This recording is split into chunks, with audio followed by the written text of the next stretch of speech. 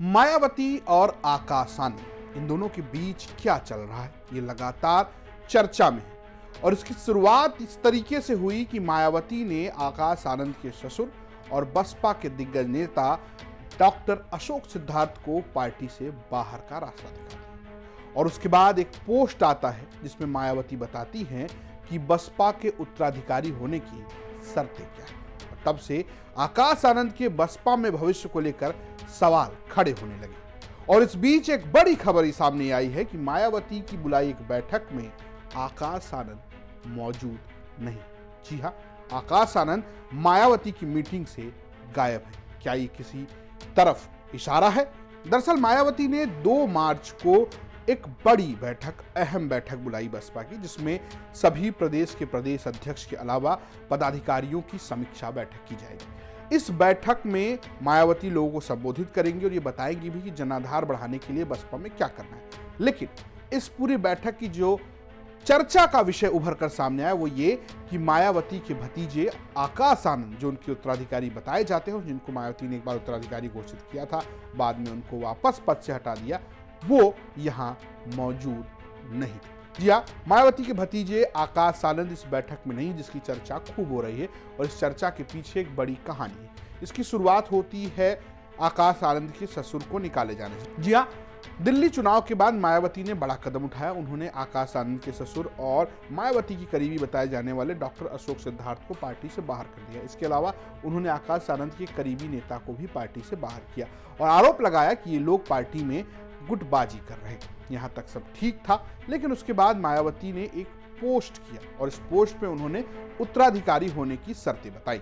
मायावती ने लिखा कि बीएसपी देश में बाबा साहब भीमराव अंबेडकर के मानवतावादी आत्मसम्मान व स्वाभिमान के कारवां को सत्ता तक पहुंचाने हेतु मान्यवर श्री काशीराम जी द्वारा सब कुछ त्याग कर समर्पित की गई पार्टी व मूवमेंट, जिसमें स्वार्थ, रिश्ते नाते आदि महत्वहीन अर्थात बहुजन हित सर्वोपरि है। इसी क्रम में मान्यवर श्री काशीराम जी की शिष्या व उत्तराधिकारी होने के नाते उनके पद चिन्हों पर चलते हुए मैं भी अपनी आखिरी सांस तक हर कुर्बानी देकर संघर्ष जारी रखूंगी, ताकि बहुजन के लोगों की राजनीतिक गुलामी व सामाजिक लाचारी के जीवन से मुक्त होकर अपने पैरों पर खड़े हो सके।